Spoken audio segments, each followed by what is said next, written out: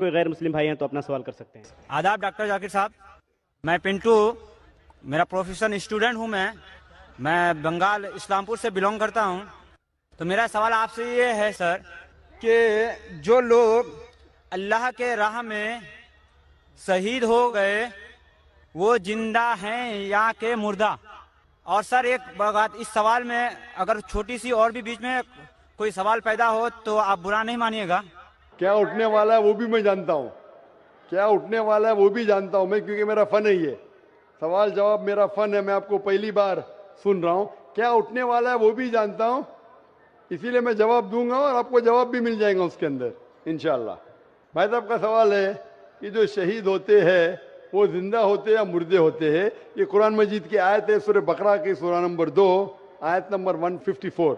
इसमें लिखा है कि जो लोग शहीद हुए वो जिंदा है। इसके पस मंजर ये है कि जंग के मैदान में जब जंग होती है मुसलमान और दुश्मनों के साथ, तो जब दुश्मनों कुछ मुसलमान का कत्ल करते, मुसलमान कुछ उनका कत्ल करते, उस वक्त कहा जाता है कि आपके जो लोग मरे वो तो गए, हमारे लोग अब तक जिंदा है। मतलब नॉट फिजिकली, फिजिकली तो लोग मर गए, मर गए मतलब फिजिकली मर गए, डॉक्टर कोई बोलेगा मर गए, तो फिजिकली मर गए। जिंदा मतलब आखिरत में इंशाअल्लाह इन लोग जन्नत में जाएंगे। उसका मतलब ये नहीं कि फिजिकली अलाइव उनको दफनाया गया। जिंदा इंसान को दफनाना हराम है। अगर वो फिजिकली जिंदा है तो दफना थोड़ी सकते आप उनको, दफना नहीं सकते।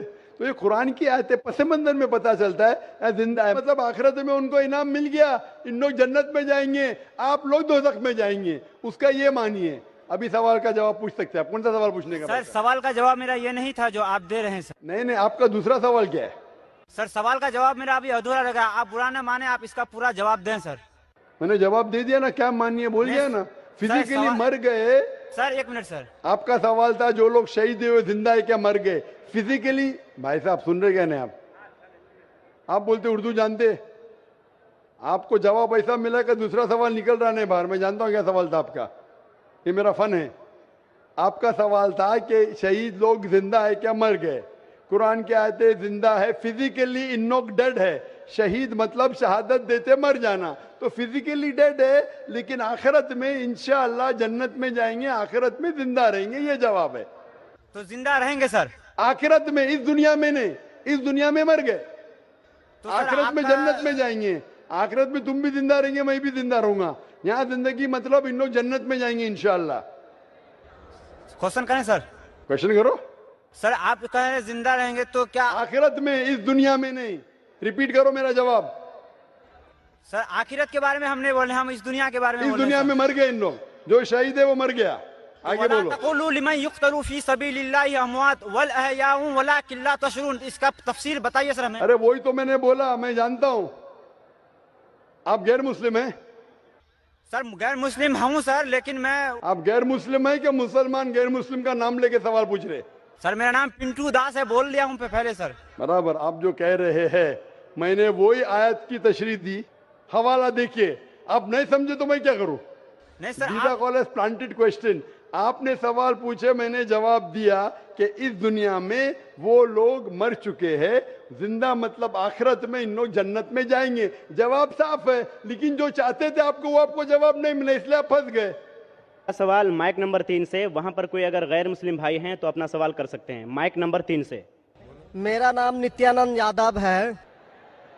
जिस बीबी को 1 2 3 4 बच्चे हो और उसकी 1 2 3 गलती पर पति के ओर से तलाक दे दी जाए, फिर उसकी शादी ना हो और वह जिस्म बेचने वाली औरत हो जाती है, ऐसी स्थिति आ सकती है, तो मुस्लिम कमेटी में तलाक क्यों, जबकि हिंदू धर्म में तलाक का प्रथा नहीं है।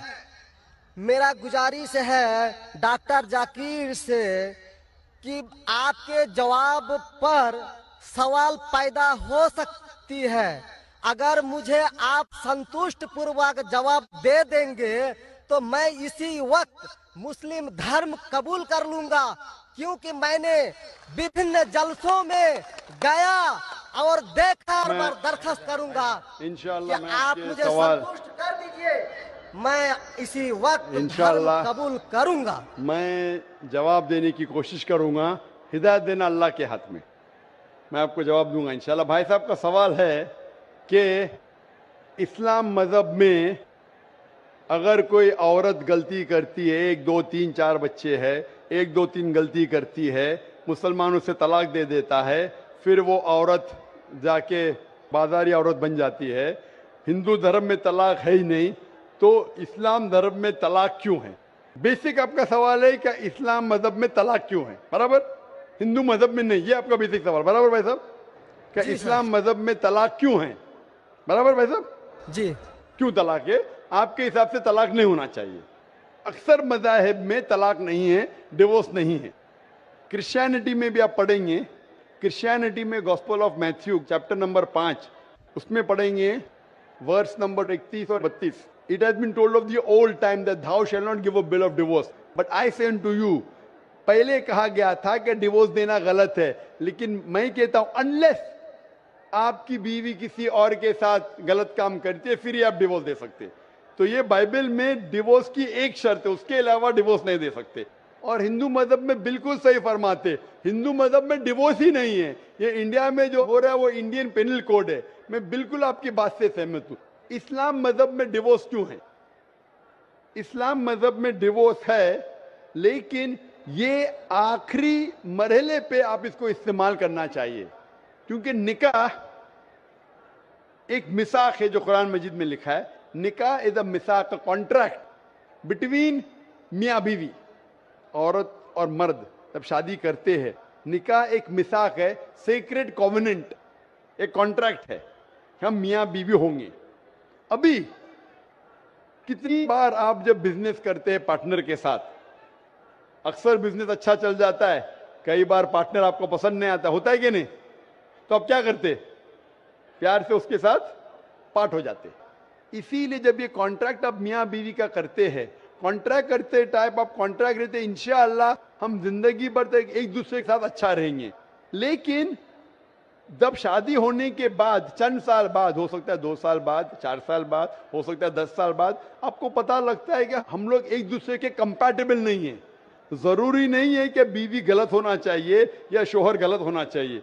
बहुत से बार दोनों अच्छे बट कंपैटिबल नहीं है, हो सकता है ना? तो अगर मियाँ बीवी कंपैटिबल नहीं है, हो सकता है दोनों अच्छे हैं लेकिन कंपैटिबल नहीं। कंपैटिबल नहीं मतलब इन लोग में बराबर जचता नहीं है। आप आएंगे मगरबी मुल्क के जो कस्टम्स है, रीति रिवाज अलग है, हिंदुस्तान के अलग है। बहुत से बार साथ में करेंगे तो नहीं मिलेगा ना। ईस्टर्न कल्चर अलग है, हम सभ्यता में मानते हैं, हम मॉडेस्ट है। वो वेस्टर्न कंट्री में बिकनी में घूमते, आपकी बीवी बिकनी में घूमेंगी तो आप तो लात मारेंगे उसको ना। वेस्टर्न कंट्री में चलता है, आप समझे क्या? भाई साहब, भाई साहब जी समझते हैं, लेकिन ऐसी नहीं, परसेंट तो बहुत मेरा कम जवाब है। पूरा मेरा जवाब पूरा नहीं हुआ, मेरा जवाब पूरा नहीं हुआ। तो अगर आपकी बीवी बिकनी में घूमेंगी तो आप तो बोलेंगे भाई जाओ अपने घर पे जाओ। वेस्टर्न कंट्री में चलता है, उनकी बीवी बिकनी में घूमती, उनको कोई फर्क नहीं। और हो सकता है कि दोनों में से एक अच्छा नहीं है, हो सकता है दोनों अच्छे नहीं। 3 चीज हो सकती, दोनों अच्छे लेकिन कंपैटिबल नहीं है, या दोनों में से शोहर अच्छा नहीं या बीवी अच्छी नहीं, या हो सकता है कि दोनों अच्छे नहीं। तो ऐसे मौके पे कुरान मजीद में अल्लाह सुब्हानहू तआला ने तरीके दिखाए किस तरीके से तलाक होना चाहिए। जब तलाक होता है तो तलाक की कुछ शराइत है कि पहले आपस में बीवी और शोहर बात करे। भाई क्या प्रॉब्लम है? ऐसा नहीं कि बीवी नमक ज्यादा डाली खाने में, आपने बोला तलाक तलाक तलाक। अब नमक नहीं ज्यादा पसंद तो बोलो बीवी को भाई नमक कम डालो, बैठ के बात तो करो। तो कुरान मजीद में लिखा है पहले आपस में बात होना चाहिए। आपस में बात करके अगर प्रॉब्लम सॉल्व नहीं होता है तो आर्बिट्रर लेके आओ। बीवी के घर के तरफ से, बीबी के तरफ से एक आर्बिट्रर लेके आओ समझौता के लिए, शोहर के तरफ से एक कोई बड़े को लेके आओ समझौता के लिए। एक मीटिंग करो, प्रॉब्लम सॉल्व करो, समझौता हो जाता है। फिर भी नहीं प्रॉब्लम सॉल्व होता है तो फिर आप तलाक दे सकते हो। तलाक देने का तरीका है, तलाक नहीं, तलाक दो, फिर 3 महीने रुको। कोई ट्रायल पीरियड है, इद्दत का मौका। इस दरमियान 3 महीने में आपने तो बड़े जोर से बोले मैं बीवी के बिना रह सकता हूं, 2 हफ्ते में आपको $1 का भाव मालूम पड़ता है। आप बोले अरे भाई मुझे बीवी को वापस लेके आ जाओ, अब रुजू करो, कोई प्रॉब्लम नहीं। तो ये ट्रायल पीरियड भी अल्लाह ताला ने दिखाया है। अभी मैं आपसे सवाल पूछना चाहता हूं भाई साहब, अगर आपकी एक बहन है, आप अपनी बहन के लिए एक अच्छा शोहर तलाश करते, भाई साहब आप सुन रहे हैं मुझे ना? जी सर। भाई साहब आप सुन रहे हैं ना मुझे? हाँ सुन रहे हैं। हाँ, आप अपनी बहन के लिए अच्छा शोहर तलाश करते, एकदम तहकीक करने के बाद, तहकीक के बाद आपको पता लगता है कि 1 साल बाद आपकी बहन आपके पास आती है, भाई साहब वो शोहर जो आपने मेरे लिए तलाश किया बिल्कुल गलत आदमी, क्या हो गया? वो रोज मुझे मारता है। क्या बात है? वो शराब पी के रोज मुझे मारता है, रोज मुझ पे जुल्म करता है, हर रोज बिना वजह मुझे मारता है। मैं उसकी खिदमत करती हूँ, मैं उससे प्यार करती हूँ, फिर भी ये रोज मुझे आके शराब पी के मारता है। आप जाके उससे बात करेंगे, भाई क्यों शराब पीता है, भाई क्यों मारता है? नहीं मुझे मजा आता है। आपके समझाने के बाद फिर भी नहीं मानता है, हर रोज मारता है। आप अपनी बहन को पसंद करेंगे कि उसके साथ ही जिए, या पसंद करेंगे वो तलाक लेके दूसरे के साथ शादी करे? मैं आपसे पूछना चाहता हूं भाई साहब। हिंदुओं में देखा हिंदू गया की है। बात नहीं करता हूं, मैं आपकी बात कर रहा हूं भाई साहब। हिंदू मुस्लिम को छोड़ो, जी मैं मेरा ही आपसे- बात कर रहा हूँ। भाई साहब मैं आपसे पूछना चाहता हूं, अगर आपकी बहन के लिए आपने अच्छा शोहर तलाश किया, 1 साल बाद पता चलता है कि वो आदमी अच्छा नहीं है, शराबी है, जुआरी है, रोज आपकी बहन को मारता है, उसके साथ गलत हरकत करता है, अपने दोस्तों को लाता है आपकी बहन के साथ सोने के लिए, तो आपको पता चलेगा तो क्या करेंगे आप पसंद करेंगे आपकी बहन इसको झेलते रहे, या पसंद करेंगे मैं उसको छोड़ दो दूसरे से शादी करो? आप क्या पसंद करेंगे? हिंदू को छोड़ो, मुस्लिम को छोड़ो, आप क्या पसंद करेंगे? मैं अगर इस तरह का मेरा बहन हरकत करेगी, बहन हरकत ने, आपका बहनों भी हरकत कर रहा है। बहन तो बहुत अच्छी है आपकी, बहन तो बेचारी देवी जैसी है। मैं उनको सबक सिखाता हूँ कि देखो बहन, तुमको जो पति मिल रहा है तुम उसी का सेवा करो। यानी चूंकि हम लोगों का धर्म जो है, जब विवाह हो जाती मैं है आपकी धर्म की बात नहीं कर रहा हूं, मैं आपकी बात कर रहा हूं। धर्म पे बाद में आऊंगा मैं हाँ आपसे तो पूछ मैं रहा हूँ, तलाक आपके धर्म से नहीं पूछ रहा हूँ, मैं आपसे पूछ रहा हूँ कि आपने अपनी बहन से कहा कि भाई अपने शौहर की आप खिदमत करो, खिदमत करने के बाद भी रोज मारता है, उसकी क्या गलती बेचारे आपकी बहन की? आप बोलेंगे बर्दाश्त करो, आपको कल कोई मानने लगेगा, रोज आप पे जुल्म करने लगेंगे, आप बर्दाश्त करेंगे? आपकी नहीं। बीवी आपको रोज मारेंगी आके बेलन से रोज मारेंगी। वो अच्छी मार्शल आर्ट्स की है, रोज आपको मारेंगी, आप उसको तनख्वाह लेके देंगे, रोज आपको मारेंगे, आप क्या करेंगे? वन रिक्वेस्ट, मैं आपसे पूछता हूँ, आपकी बीवी रोज आके आप, पाकिस्तान रिपोर्टर में भाई साहब पाकिस्तान को छोड़ो, मैं आपसे भाई साहब मुस्लिम कमेटी की औरतों से, भाई साहब सुनो मेरी बात ना, पाकिस्तान को छोड़ो, हिंदुस्तान को छोड़ो, मैं आपसे सवाल पूछ, आपने मुझे सवाल किया, मैं आपसे सवाल पूछता हूँ। जी पाकिस्तान में क्या हो रहा है छोड़ो, मुझे भी आपकी फिक्र है। जी आपको अगर आपकी बीवी रोज मारती है, हाँ जी, रोज आपको मारती है, रोज जाके बाहर ऐश करती है, आप क्या करेंगे? मैं उनको समझाऊंगा। नहीं समझती है और वो बहुत अट्टी कट्टी है, समझाएंगे तुमको, 2 समझाएंगे, क्या करेंगे? अगर नहीं समझती है तो मैं एक किला बनाऊंगा और उस किले में मोटे रस्सी से बांध करके उसको अरे रखूंगा। वो तुमको और बांधेंगी, उसको मैं वो अट्टी खिलाऊंगा। कट्टी है, तुम क्या बांधेंगे उनको? नहीं, अरे ऐसा वो तो मैं तुमको उसको कभी बांधेंगी भी किले के अंदर। तलाक का तो भाई हम साहब बात ही नहीं करेंगे। भाई साहब अब दिखने में कैसे मुझे नजर आ रहा है टेलीविजन पे, मैं जी। बोला आपकी बीवी अगर एकदम अट्टी कट्टी है, आप क्या उसको किले से बांध देंगे? वो एक झापड़ आपको मारेंगी, आप गिर जाएंगी, फिर आप क्या करेंगे बोलो? हम लोगों का जो औरत है रोज मंदिर जाती है और प्रार्थना करती है, अरे भाई हे साहब आपको ईश्वर, अच्छी बीवी मिली। हे ईश्वर हमारे पति के लिए लंबी उम्र चाहिए। भाई साहब आपकी बीवी बहुत अच्छी है, अल्हम्दुलिल्लाह। मैं आपकी बीवी की बात नहीं कर रहा हूं, मैं कह रहा हूं अगर हाइपोथेटिकल है, अगर आपकी बीवी ऐसी होती, आपको भगवान ने अच्छी बीवी दी है तो आप किस्मत वाले हैं। अगर आपकी बीवी सही नहीं होती तो आप क्या करते थे? जी सर 1-2% हो सकते हैं, लेकिन आम में नहीं। और मुस्लिम अच्छा, में 1-2% की बात करो, क्या करते थे आप? जी सर, आप 1-2% क्या करते थे? अगर 1-2% में ऐसी मक्कार बीवी निकली या मक्कार शोहर निकला तो आप क्या करेंगे? 1-2% में होता है, लेकिन क्या हमारे करेंगे आप? हम मुसलमानों के समाज में जाते हैं और देखते हैं कि रोज तलाक दिए जाते अरे भाई हैं, साहब, रोज मैं तलाक। मुसलमान पे बाद में आऊंगा ना, मैं पहले आपसे पूछ रहा हूं अगर आपकी बीवी आपसे ऐसी हरकत करने लगी या आपका बहनों भी आपके बहन को रोज मारता है तो आप क्या करेंगे? 1% होगा, 2% बोलते, मैं 1% बोलता हूँ, आप क्या करेंगे? मैं तो कदापि तैयार नहीं होऊंगा। नहीं होगा, छोड़ देंगे ना? मैं छोड़ूंगा नहीं उसको, क्या करेंगे? मैं किले में बंद करके रखूंगा। अरे आप नहीं बंद कर सकते ना, वो आपसे ताकतवर है भाई साहब। नहीं नहीं, अरे है, अभी एकदम जो नहीं। आपकी बीवी है भाई साहब अच्छी है, जी नहीं, मैं खाली हाइपोथेटिकली बोल रहा हूँ, अगर ऐसी बीवी होती थी तो क्या करते थे? नहीं ऐसा तो हो नहीं सकता है। हुआ नहीं, आप किस्मत वाले हैं भाई साहब। नहीं, तमाम मुसलमानों का हम सोच रखने अरे वाले हैं, मुसलमान पे सोचते बात में हैं। आता हूँ भाई साहब, मैं सब जवाब दूंगा आपको। मैं आपसे सवाल पूछता हूँ, आपके साथ ऐसी हरकत हुई, आपकी बहन को अगर कोई रोज मारता है, आपका बहनों भी रोज परेशान करता है, लाल पीला करता है, शराब पीता है, जुआरी है, तो आप क्या बोलेंगे बहन को? मैं तो कदापि तैयार नहीं होगा, ये बात मैं। नहीं, क्या बोलेंगे आप अपने बहन को? बहन को बोलेंगे कि नहीं छोड़ दो? नहीं, तुम जाओ उसके कदमों में जाके पड़े रहो। वो कदमों में ही मारता है उसको, कदमों में ही तुम मर जाओ, कदमों में ही मर जाओ। तो क्या ये इंसानियत है? नहीं ऐसे धर्म को मानते हैं आप? जी, ऐसे धर्म को मानते हैं कि जो शोहर अगर पति के द्वारा मारे जाते हैं तो जन्नत का हकदार हो सकते हैं। ये किधर लिखा है? आप ऐसी किताब में मानते हैं? अगर ऐसी किताब में लिखा तो हर शोहर अपने बीवी को मारने लगेगा ना, हर शोहर मारने लगेगा, बोलेगा चलो यार वो जन्नत में जाएंगी, मारो। नहीं तो हम तो बता रहा हूँ सर कि एक दो भाई पत्ते हो साहब, सकते हैं। आप जो बोल रहे, इसीलिए जितनी नाइंसाफी औरतों पे हो रही हिंदुस्तान में, उसकी वजह ये है, उसकी वजह ये है कि हिंदू औरतों पे जब नाइंसाफी होती है वो चुपचाप सहन करती है। क्यों? उसको आवाज उठाना चाहिए। मुसलमान औरतें आवाज उठाती है तो आपको दिखने में आता है। जो आप बोलते हैं तलाक, कितने लोग का तलाक, यहाँ पूछेंगे मजहब में लाखों लोग हैं, कितने लोग का तलाक हो तो 1% भी नहीं मिलेगा आपको। भाई साहब यहाँ पर अगर सर्वे लेंगे कितने लोग का तलाक हो, 1% भी नहीं मिलेगा। अभी तो भाई साहब, हिंदू राष्ट्र है जो भाई कोर्ट साहब, में आप सुन दायर रहे कर मेरी दिए बात? जाते हैं, इसलिए तलाक।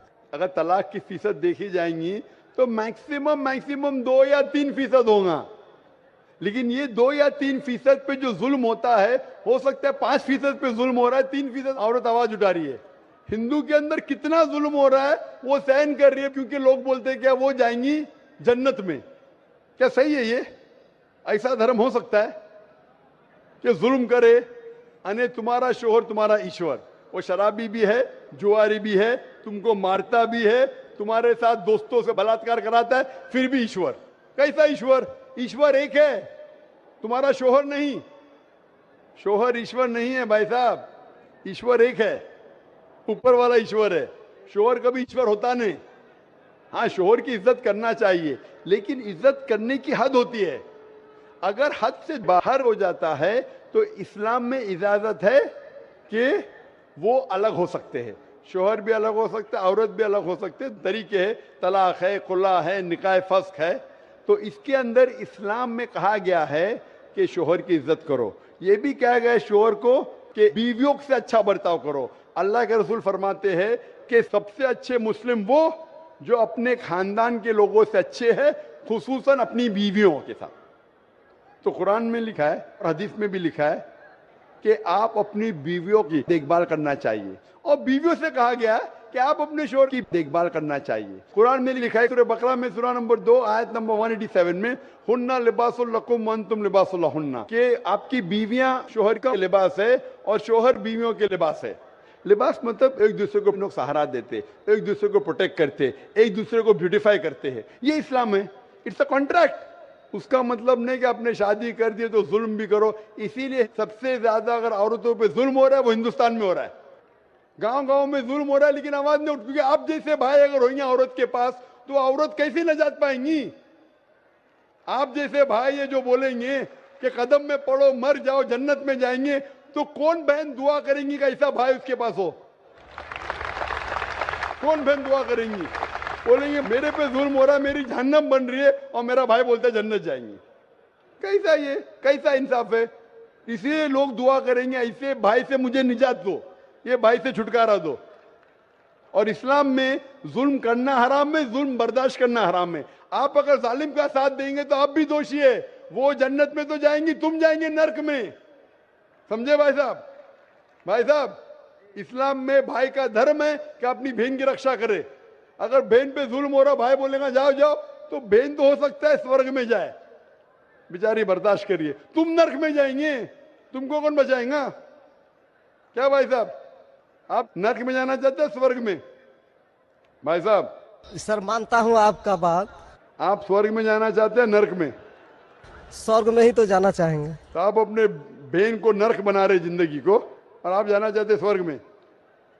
हाँ, आप अगर औरत होती थी तो, अगर खुदा आपको औरत बनाता था और आप पे जुल्म होता था, आप क्या करते थे? हाँ, वो धर्म होना चाहिए जो सारे इंसान को यकसा मानता है। कुरान शरीफ में लिखा गया है, सूरह हुजुरात में सूरह नंबर 49 आयत नंबर 13 में, या अय्युहन्नासु इन्ना खलकनाकुम मिन ज़करिन व उन्सा व जअलनाकुम शुऊबन व क़बाइला लिताअरफू इन्न अक्रमकुम इंदल्लाहि अत्क़ाकुम इन्नल्लाह अलीमुन खबीर। ए इंसानों, हमने तुम्हें एक जोड़े से बनाया, मर्द और औरत के, और आपको तकसीम किया है कबाइल में, ताकि आप एक दूसरे को पहचान सको, ना कि आप एक दूसरे से नफरत करो। और सबसे बेहतरीन इंसान वो जो तकवा रखता है, जो अल्लाह सुब्हानहू व तआला के कहने पे अमल करता है, इसे कहते हैं तकवा। कुरान में एक इंसान दूसरे इंसान से ऊंचा कैसे हो सकता है? ना जिन्स के बुनियाद पे, ना पैसे के बुनियाद पे, ना रंग के बुनियाद पे, ना देश के बुनियाद पे, लेकिन तकवे के बुनियाद पे। तकवा मतलब गॉड कॉन्शियसनेस, राइचियसनेस, पार्टी। आप अच्छे इंसान बन सकते जब भी आप अच्छे इंसान होंगे, राइचियस इंसान। आप खुद अपनी बहन के लिए हक नहीं चाहते तो आप कैसे भाई है फिर? भाई साहब, आप अपनी बहन को कहते हैं कि आप उसके कदमों में मरो क्योंकि आपका मजहब कहता है, बराबर? भाई साहब जी, आपका मजहब सही कहता है। ऐसा तलाक करना तो सही नहीं लग रहा है। और बहन के ऊपर जुल्म हो रहा है, सही लग रहा है? जुल्म तो एक कम परसेंट में देखे जा रहे हैं। आपको कैसे पता है? आप तो बोलते चुपचाप रहो, तो वो तो आवाज भी नहीं उठा रहे, तो मालूम कैसा पड़ेगा? कम से कम मुसलमान औरतें आवाज उठा रहे ना। चूंकि देखा गया क्या देखा गया है? मैं ये पूछना चाहता हूं आपसे कि अगर जुल्म हो रहा है, आपने बोले क्या उसे चुपचाप सहन करना चाहिए? अगर ऐसा करे तो अक्सर आदमी जुल्म करने लगेंगे। मुसलमान सोचेंगे ज्यादा जुल्म करेंगे तो बेचारे छोड़ के चले जाएंगे, मैं फंस जाऊंगा, हाँ, खाना मुझे पकाने पड़ेगा फिर, बराबर ना? वो छोड़ के भाग जाएंगी। तो वो हिंदू तो अच्छा है, मारो भी, कुछ भी करो, ऐश करो, रोज मारो तो भी मैं साथ रहेंगी। कैसा ये मजहब है? हिंदुस्तान में भी गलत है। शोहर बीवी को थोड़ी मार सकता है। रोज शराब पी के, जुआ खेल के मारेगा तो पुलिस को पता चलेंगे, पुलिस भी अंदर कर लेगा आपके बहनों ही को। आप समझ रहे भाई साहब? आप समझ रहे क्या? नहीं समझ तो गए हैं, लेकिन सर लेकिन कबूल करना मुश्किल पड़ता है। लेकिन हर नहीं बात सर, कबूल करना हमेशा मुश्किल है भाई साहब। क्योंकि देखा गया कि जितने बीवी को तलाक दिया गया, उसकी दोबारा शादी अगर नहीं करा सका तो वो बेचिया बन जाती है, बाजार में जाके जिस्म बेचती है। अगर आपके ये राय है तो अब दूसरी शादी कराओ ना। इस्लाम में दूसरी शादी करना अच्छी बात है। हमारे रसूल मोहम्मद सल्लल्लाहु अलैहि वसल्लम ने पहली बीवी जब की, शी वॉज विडोड, उनके शोहर मर चुके थे, आप समझे ना? और जितनी भी बीवियां जो मोहम्मद सल्लल्लाहु अलैहि वसल्लम की, एक को छोड़ के अक्सर इधर विडोड थे या डिवोर्सी थे, आप समझ रहे ना? तो इस्लाम में अच्छी बात है। अगर आप डिवोर्सी से शादी करते हो उसमें बुरा थोड़ी है। हमारे हिंदुस्तान में एक कलंक है डिवोर्सी से शादी करना, इस्लाम में नहीं। साहबा के दौर में सहाबिया भी अच्छी थी, साहबा भी अच्छे थे, दोनों कंपैटिबल नहीं थे, तो अल्लाह के रसूल ने कहा छोड़ दो भाई, दूसरे से शादी करो। दोनों अच्छे थे लेकिन आपस में उनका मेल नहीं होता था, तो जुड़ा होता, आप दूसरे से शादी करो, आप दूसरे से करो। इतना आसान मतलब जरूरी है कि जबरदस्ती अगर स्क्वायर को आप राउंड में डालेंगे, फिट नहीं हो रहा तो आप दबा के करेंगे fit? Don't try to put a square in a round hole, square peg in a round hole if you try to put. अगर स्क्वायर को राउंड में डालेंगे फिट नहीं होगा। अगर फिट नहीं हो रहा है तो आप पार्ट करो अच्छे तरीके से, प्यार से, मोहब्बत के साथ। उनको खाली पीछे कोर्ट के अंदर जाके एक दूसरे के ऊपर कीचड़ मत उछालो, प्यार से अलग हो जाओ, आप दूसरी शादी करो, ये दूसरी शादी करेगा। ये सबसे बेहतरीन है सारे इंसानों के लिए, और दोनों जन्नत में भी जा सकते हैं ना। जरूरी है क्या वो शख्स इतना जुल्म उठाए? हक तो आपको पता है लेकिन मानना मुश्किल है आपके लिए, बराबर भाई साहब ना? जी और एक सवाल छिपा हुआ है जो थोड़ा उनका खुलासा कर देते तो मैं सोच विचार के देख लेता। क्या सवाल है आपका? सोच विचार क्या? आपको जवाब देने के बाद भी आप बोलते मानते लेकिन कबूल करना मुश्किल है। अब हम चलते हैं माइक नंबर 1 से। सिख धर्म में पुनर्जन्म माना जाता है, हिंदू धर्म में भी पुनर्जन्म माना जाता है, क्या इस्लाम धर्म इसको मानती है? मैं प्रितपाल सिंह सिलीगुड़ी से आया हूं, आपसे जिज्ञासा रखता हूं। भाई साहब ने सवाल पूछा है कि सिख धर्म पुनर्जन्म में मानता है, हिंदू धर्म मानता है, क्या इस्लाम धर्म मानता है? भाई साहब आप लेट आए जरा इधर। नहीं, आप सवाल जो आपके पहले सेशन से है क्या? आपने तकरीर में इसका जवाब दे दिया है लेकिन फिर भी जिज्ञासा है। तो मैंने पूरा जवाब दिया। किस पॉइंट पे जिज्ञासा है आपको? क्या मैंने कहा पुनर का मतलब नेक्स्ट, जी जन्म मतलब बर्थ, नेक्स्ट बर्थ। इस्लाम भी इसमें मानता है कि इस दुनिया के बाद हम नेक्स्ट दुनिया में आएंगे, ये वेद कहता है, इसमें मुझे कोई डाउट नहीं, कोई शक नहीं। लेकिन ये जो वजूद में आया संस्कारा, इसका जिक्र वेद में नहीं है। ये हिंदू पंडितों ने कहा संस्कारा के बारे में, क्योंकि वो ये नहीं समझा सकते थे कि लोग क्यों गरीब पैदा होते, क्यों लाचार पैदा होते, क्यों कंजेनिटल हार्ट से। तो ये नहीं पता होने की वजह से फिलॉसफी वजूद में आई। लेकिन वेद में सिर्फ लिखा है पुनर्जन्म, जो कुरान में लिखा है, सिख धर्म में लिखा है, मुझे कोई इतराज नहीं। लेकिन ये मानना कि बर्थ फिर डेथ फिर बर्थ फिर डेथ फिर बर्थ फिर डेथ, ये साइंटिफिकली मुमकिन ही नहीं है। I can give you another quotation why it's not possible. आप समझ रहे ना? तो किस लॉजिक पे आप संतुष्ट नहीं है?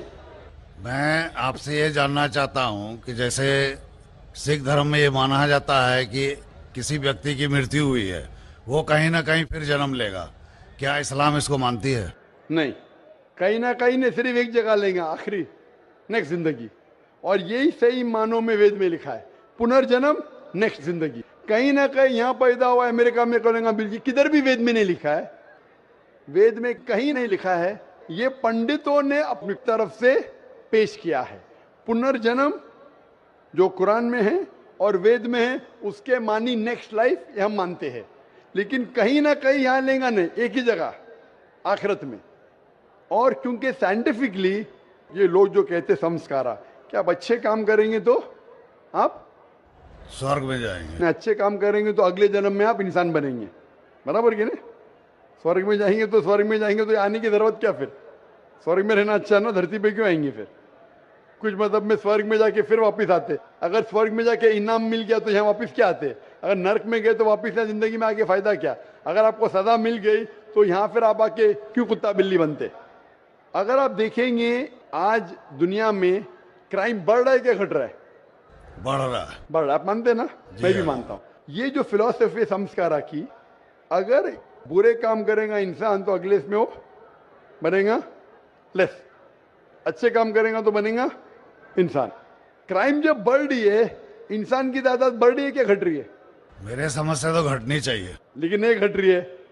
उसका मतलब लॉजिक गलत है ना आपकी? जी हाँ। बराबर, तो ये लॉजिक है ना। आप मान गए तो कबूल करो। अभी जो पुनर्जन्म है वेद में, सिखिज्म में, इस्लाम में यकसा है। क्या अगले बार जिएंगे, एक बार मरेंगे, अगली बार आपका हिसाब किताब होगा, डे ऑफ जजमेंट। और फिर आप हिसाब किताब के हिसाब से जैसे आपने अमाल किए, जैसे आपने कर्म किए इस दुनिया में, उस तरीके से आप स्वर्ग या नरक में जाएंगे। Hope the answer the question. कि हिंदू धर्म गलत है, मूर्ति पूजा गलत है, तो आज मुसलमान भाइयों 10,000 20,000 की कुर्बानी करते हैं, लेकिन 500 रुपया का एक बकरा, धाकड़, भैंसा खरीद कर सारे आम में नहीं छोड़ सकते हैं। और मूर्ति पूजा गलत है, मूर्ति पूजा गलत है। तो मैं आपसे गुजारिश करूंगा। अब हम चलते हैं माइक नंबर 3 पर। वहां पर अगर कोई गैर मुस्लिम भाई मौजूद हैं तो अपना सवाल कर सकते हैं माइक नंबर 3 से। আমি গৌতম কুমার সিংহ বলছি, বসরা থেকে এসেছি, উত্তর দিনাজপুর জেলা করণদিঘি থানা থেকে। আমার প্রশ্ন হচ্ছে, মুসলমান হলে কি গোমাংস খেতেই হবে? মানে ব্যাপারটা হচ্ছে, এই প্রশ্নটার উত্তর আমি আগে পেয়ে গেছি। দ্বিতীয় প্রশ্ন হচ্ছে, মুসলমান হলে কি খাতনা করতেই হবে? যদি না খাতনা করি এবং গোমাংস খাই, তাহলে কি মুসলমান হতে পারবো না? उनका सवाल था कि अगर कोई मुसलमान हुआ तो उसके लिए क्या गाय का गोश्त खाना ज़रूरी है, एक सवाल। और दूसरा सवाल उनका था कि मुसलमान होने के बाद क्या उसको खतना करना ज़रूरी है। ये दो सवाल। मैं बंगाली नहीं जानता हूं, लेकिन सवाल समझ गया। স্যার আমি खतना বাংলায় समझ বলছি। गया, गाय गोश्त समझ गया। मेरे बंगाली टीवी के ऊपर डबिंग आती, लोग समझते बंगाली जानता हूं मैं, लेकिन ये सवाल समझ गया मैं, अल्हम्दुलिल्लाह। भाई साहब का सवाल है कि मुसलमान बनने के लिए क्या गाय का गोश्त खाना ज़रूरी है और खतना करना ज़रूरी है क्या। ये पहला सवाल मैं जवाब दे चुका हूँ कि गाय का गोश्त खाना फ़र्ज़ नहीं है। अगर आपको पसंद है तो खा सकते, नहीं पसंद तो नहीं खाइए, फ़र्ज़ नहीं है। आप एक 100% अच्छे मुसलमान बन सकते शाकाहारी होने के बाद भी, फ़र्ज़ नहीं है। जहाँ तक कि दूसरा सवाल है कि खतना करना ज़रूरी है, खतना करना एक अहम सुन्नत है, सुन्नत मौक़िदा है, अच्छी बात है। लेकिन अगर कोई ये कहता है कि अगर मैं खतना नहीं करूँ तो मुसलमान बन सकता हूँ, हाँ बन सकते हैं। खतना करना अच्छी बात है, उससे कई फायदे हैं। मैं मेडिकल डॉक्टर हूँ, उससे कैंसर ऑफ पीनस नहीं हो सकता है, उसमें फाइमोसिस नहीं हो सकता है, कई अच्छी चीज़ें हो सकती है, कई फायदे हैं। लेकिन फिर भी अगर कोई इंसान डरता है और कहता है कि मैं खतने की वजह से अगर इस्लाम नहीं कबूल करना चाहता हूँ, क्या मैं इस्लाम कबूल कर सकता हूँ? कर सकते। आप विदाउट खतना करके भी इस्लाम कबूल कर सकते, कम अज़ कम इंशाअल्लाह शिर्क से बचेंगे। भाई साहब, क्या सर? आप क्या इस्लाम कबूल करना चाहते? सर हम सोचेंगे सर। सोचेंगे? हाँ सर। सोचिए, और जब यकीन आ जाएगा खुदा एक के, उसके अलावा कोई माबूद नहीं, और जब यकीन आ जाएगा मोहम्मद सल्लल्लाहु अलैहि वसल्लम आखिरी पैगंबर, तो इंशाअल्लाह आप उस इरादे को अमल में ला सकते हैं इंशाअल्लाह। अगला 4 पर अगर वहां पर कोई गैर मुस्लिम खातून आई हैं तो सवाल कर सकती हैं। डॉक्टर साहब, मैं ये पूछना चाहती हूँ कि आजकल वास्तुतंत्र के हिसाब से घर बनाना बहुत कॉमन हो चुका है, तो ये कितना दूर सही है या गलत है? बहन का सवाल है कि वास्तुतंत्र के हिसाब से घर बनाना कितना सही है। ये एक साइंस है जो अभी ज़्यादातर फेमस हो, पहले फेमस नहीं था, कि ऐसे दिशा में रखेंगे तो यहाँ से हवा आएंगे। अगर आप ये साइंटिफिक लेंगे और साइंटिफिक फायदा होता है, क्या खिड़की अगर इस दिशा में, इस दिशा से हवा आ रही है, ज़्यादा सर्कुलेशन, कोई हर्ज नहीं। लेकिन अगर दीनी एतबार से बनाएंगे, ऐसा बनाएंगे तो जिंदगी अच्छी होगी, तो ये गलत है। अगर आप साइंस के मुताबिक लेते हैं कि इससे सर्कुलेशन, तो कुछ चीज़ सही है, कुछ चीज़ गलत है। तो अगर आप साइंस के मुताबिक लेते हैं कि ऐसा करने से हवा ज़्यादा आ सकती है और आपका सर्कुलेशन ज़्यादा बढ़ेगा, कोई हर्ज नहीं। लेकिन ये सोचे कि ऐसा बनाएंगे तो जिंदगी अच्छी होगी, ऐसा बनाएंगे तो जन्नत में जाएंगे, तो घर कैसा भी बनाओ, जन्नत में जाने के लिए कुरान के ऊपर अमल करना चाहिए। अगर साइंटिफिकली कुछ फायदे होते हैं आपकी जिंदगी में रहने के लिए, कोई एतराज नहीं। लेकिन ये सोचेंगे कि आखिरत में आप जन्नत में जाएंगे इसके वजह से, तो ये विश्वास बिल्कुल गलत है। एक बार मैं फिर वाज़ह कर दूं, अपना नाम और अपना प्रोफेशन सवाल करने से पहले ज़रूर बताएं। अब हम फिर लौट आते हैं माइक नंबर 1 की तरफ। माइक नंबर 1 पर अगर कोई गैर मुस्लिम भाई हैं तो अपना सवाल कर सकते हैं माइक नंबर 1 से। पहले मैं आपको प्रणाम करता हूं, मेरा प्रणाम को आप स्वीकार करें। किशनगंज की पावन धरती पे आप आए हैं, आपका अभिनंदन है, स्वागत है। मैं क्वेश्चन करने से पहले एक बात बता देना चाहता हूं कि मेरा नाम है मनीष कुमार जालान, मेरी प्लाईवुड की फैक्ट्री है और उसमें हम 3 पार्टनर हैं, एक मुस्लिम पार्टनर भी उसमें है। मेरा बिजनेस 18 साल से उनके साथ है। कभी धर्म के कारण कभी कोई कंट्रावर्सी हमारे बीच में नहीं आई है और भगवान के आशीर्वाद से मैं चाहता हूं कि आगे भी नहीं आएगा।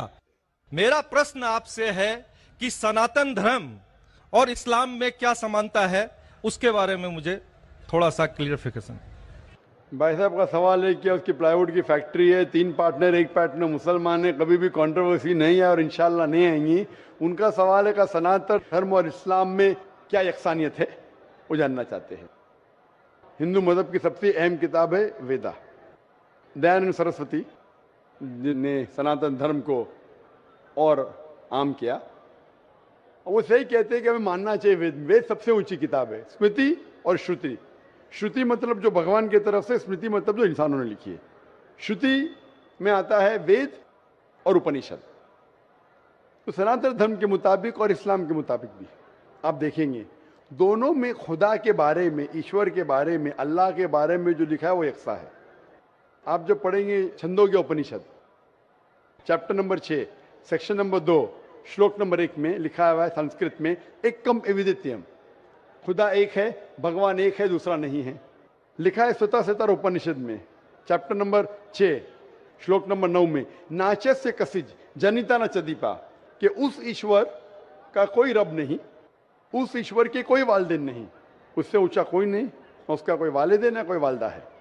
लिखा है स्वतः उपनिषद में चैप्टर नंबर 4 वर्स नंबर 19 में, न तस्य प्रतिमा अस्ति, उस ईश्वर की कोई प्रतिमा नहीं।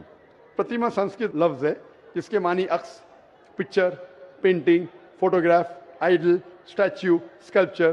तो लिखा है उस ईश्वर, उस भगवान की कोई प्रतिमा नहीं, कोई अक्स नहीं, कोई पिक्चर नहीं, कोई पेंटिंग नहीं, कोई पोर्ट्रेट नहीं, कोई आइडल नहीं, कोई स्कल्पचर नहीं, कोई स्टैच्यू नहीं। आगे जब आप पढ़ते हैं, ये सारी चीजें कुरान में भी लिखी, मैं उसके ऊपर आऊंगा। ये है ईश्वर के बारे में जो लिखा गया है। उसी तरीके से अब आगे जब पढ़ेंगे यजुर्वेद चैप्टर नंबर 40 वर्ष नंबर 8 और 9 में, उसमें लिखा है अंधात्म प्रविशंति या असंबुद्धि उपासते। अंधात्म मीन्स अंधकार, प्रविशंति मतलब दाखिल होना, अंधात्म प्रविशंति या असंबुद्धि उपासते, वो अंधकार में दाखिल हो रहे हैं जो लोग असंबुद्धि की पूजा करते। असंबुद्धि मतलब नेचुरल थिंग्स लाइक हवा, पानी, आग, जो नेचुरल थिंग की पूजा करते हैं जैसे हवा, पानी, आग, वो अंधकार में दाखिल हो रहे।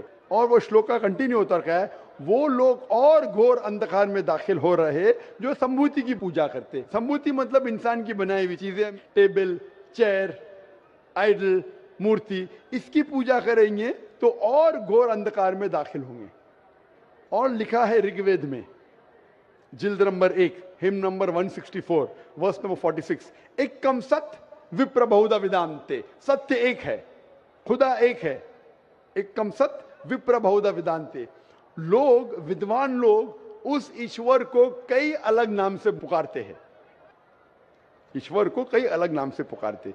यही चीज लिखा है कुरान में जो मैंने जिक्र किया हूं, सूरह इसरा में सूरह नंबर 17 आयत नंबर 110, कुलिदुल्लाह विदुर रहमान अयमा तदु फलाल उस्मान हसना, चाहे कहो अल्लाह या रहमान, उसे अच्छे नाम से पुकारो क्योंकि अल्लाह के सारे अच्छे नाम हैं।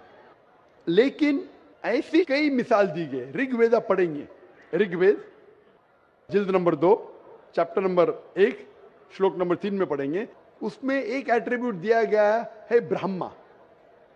ब्रह्मा कहते हैं बनाने वाले खुदा को, ब्रह्मा कहते हैं बनाने वाले खुदा को। हमें कोई एतराज नहीं अगर कोई कहता है कि ईश्वर बनाने वाला है, उसका तर्जुमा करते अरबी में हो जाता है खालिक, हमें कोई एतराज नहीं। लेकिन अगर कोई कहता है कि ईश्वर वो ब्रह्मा है जिसके 4 सिर है, हर सिर पे मुकुट है, तो हम मुसलमान उस पर एतराज करते हैं, क्योंकि आप भगवान को अक्स दे रहे और आप Yajurveda chapter number 32 shloka number 3 के खिलाफ जा रहे। ना तस्य प्रतिमा अस्ति, उस ईश्वर की कोई प्रतिमा नहीं, आपने प्रतिमा दिया तो गलत किया। इसी तरीके से आगे आप पढ़ेंगे, लिखा हुआ है ऋग्वेद में किताब नंबर 6 हिम नंबर 46 श्लोक नंबर 16 में, या एक मुश्ती ही, भगवान एक ही है, सिर्फ उसकी तारीफ करो। और ब्रह्म सूत्र हिंदुइज्म का है, एक कम ब्राह्म द्योत्या नास्ते नैना नास्ति किंचन, भगवान एक ही है, दूसरा नहीं है, नहीं है, नहीं है, जरा भी नहीं है, सिर्फ एक खुदा है, उसके अलावा कोई नहीं है। अगर कोई मुसलमान से पूछेंगे कि सबसे बेहतरीन क्या डेफिनेशन है खुदा की, अल्लाह की, वो जवाब आपको देगा सूरह इखलास सूरा नंबर 112 आयत नंबर 1 से 4, जिसमें लिखा है कुल हुवल्लाहु अहद, कहो कि अल्लाह एक है, अल्लाह समद, अल्लाह जो बेनियाज है, लम यलिद वलम यूलद, ना वो किसी को जना है ना किसी से जना है, वलम यकुल लहू कुफुवन अहद, उसके जैसा कोई नहीं है। ये 4 लाइन का डेफिनेशन है कुरान मजीद में सूरह इखलास सूरा नंबर 112, जिसमें अल्लाह ताला फरमाते कुल हुवल्लाहु अहद, कहो कि अल्लाह एक है, अल्लाह समद, अल्लाह जो बेनियाज है, लम यलिद वलम यूलद, ना वो किसी को जनता है ना किसी से जना है, वलम यकुल लहू कुफुवन अहद, उसके जैसा कोई नहीं। अगर कोई भी चीज को आप कहते हैं खुदा है, भगवान है, ईश्वर है, अगर ये 4 लाइन के डेफिनेशन में उतरता है, हम मुसलमान को कोई एतराज नहीं मानने के लिए कि वो ईश्वर है, कि वो खुदा है। तो ये सनातन धर्म के खुदा एक है, उसका कोई अक्स नहीं, हूबहू मिलता है कुरान मजीद से। लेकिन मैं एक स्टेप आगे जाता हूं, यहां तक के तो सही है, दयानंद सरस्वती ने कहा ईश्वर के बारे में, मैंने मान लिया। मैंने थोड़ी और रिसर्च किया, मैंने कहता हूं मैं दयानंद सरस्वती और विद्वान हूं, और रिसर्च किया हूं। रिसर्च में लिखा है वेद में, पुराना में, कि एक आखिरी अवतार आने वाले हैं। इसका जिक्र दयानंद सरस्वती ने नहीं किया। क्यों नहीं किया मैं जानता नहीं, लेकिन लिखा है। भविष्य पुराना मतलब जो भविष्य के बारे में आपको कह रही है। अगर आप पढ़ेंगे वेद और भविष्य पुराना और बाकी पुराना, कई जगह आखिरी पैगंबर मोहम्मद सल्लल्लाहु अलैहि वसल्लम का जिक्र है। मैं पूरा तफसीर से नहीं बोलूंगा, हवाले दूंगा तो आसान होगा। आप पढ़ेंगे भविष्य पुराना, पर्व 3, खंड 3, अध्याय 3, श्लोका 5 से 8 तक, इसमें मोहम्मद सल्लल्लाहु अलैहि वसल्लम का जिक्र है। आगे पढ़ेंगे भविष्य पुराना, पर्व 3, खंड 3, अध्याय 3, श्लोका 10 से 27 में मोहम्मद सल्लल्लाहु अलैहि वसल्लम का जिक्र है। अगर आप पढ़ेंगे अथर्ववेद किताब नंबर 20, खंड नंबर 127, श्लोका नंबर 1 से 14 में मोहम्मद सल्लल्लाहु अलैहि वसल्लम का जिक्र है। इसे कहते कुंटब सुक्तास। अगर आप पढ़ेंगे ऋग्वेद किताब number 1, chapter number 53, shloka number 9 में मोहम्मद सल्लल्लाहु अलैहि वसल्लम का जिक्र है। कई जगह पे उनका नाम से जिक्र है और बड़ी तफसील से जिक्र है कल की पुराना में। कल की पुराना चैप्टर नंबर 5, 7, 9, 15 यहां पढ़ेंगे। इसमें लिखा है कि कल युग में, कल युग मतलब आखिरी युग में आएंगे आखिरी अवतार। अवतार जैसा मैंने कहा का मतलब नहीं कि भगवान नीचे आना। अवतार एक संस्कृत वर्ड है जिसका मानी अवतर। अवतर मतलब खुदा ने भेजा, खुद खुदा नहीं आ रहा है। It belongs to God, not God himself. इसीलिए इसका कॉन्सेप्ट है मैसेंजर, पैगंबर। तो कल युग में कल की अवतार आएगा। उसके बाप का नाम है विष्णु यास। विष्णु मतलब ईश्वर खुदा, यास मतलब खुदा का बंदा। अरबी में कहीं हो जाता अब्दुल्ला जो मोहम्मद सल्लल्लाहु अलैहि वसल्लम के वालिद का नाम था। उसकी माँ का नाम होगा सुमति। सुमति मतलब अमन, शांति। अरबी में कहेंगे आमिना जो नाम था मोहम्मद सल्लल्लाहु अलैहि वसल्लम के वालिदा का नाम। वो पैदा होंगे एक अमन के शहर में जो था मक्का। वो पैदा होंगे ऐसे खानदान में जो उस शहर का रखवाला था और मोहम्मद सल्लल्लाहु अलैहि वसल्लम कुरैश खानदान में पैदा हुए। पहली वही उन्हें आएंगे एक गार में, एक केव के अंदर। मोहम्मद सल्लल्लाहु अलैहि वसल्लम को सबसे पहली वही आए गार हिरा में रात के वक्त, हम जानते हैं। फिर वो माइग्रेट करेंगे नॉर्थ वर्ड और वापस आएंगे। मोहम्मद सल्लल्लाहु अलैहि वसल्लम ने हिजरत की, मदीना फिर वापस आया। उनके 4 करीब दोस्त होंगे, सबसे पहले 4 खुलफा राशिदीन। ऐसे कई तफसील है।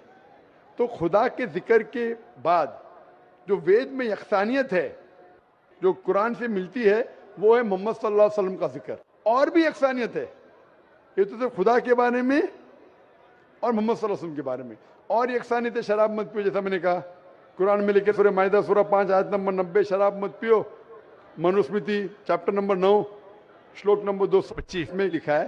कुरान में लिखा है जुआ मत खेलो, सूरह माइदा सूरह 5 आयत नंबर 90। मनुस्मृति चैप्टर नंबर 9 श्लोक नंबर 225 में जुआ मत खेलो। हिजाब पहनना चाहिए, कुरान में लिखा है सूरह नूर सूरह नंबर 24 आयत नंबर 30 और 31। ऋग्वेद में लिखा है जिल्द नंबर 8 में। इस तरीके से कई यकसानियत। सबसे अहम 2 यकसानियत है पुनर्जन्म, वेद में, कुरान में। सबसे अहम यकसानियत खुदा है कि उसका अक्स नहीं है और मोहम्मद सल्लल्लाहु अलैहि वसल्लम आखिरी पैगंबर है। आप मानते हैं भाई साहब के खुदा एक है? मुझे जानकारी नहीं है। आप मानते खुदा एक है कि नहीं मानते?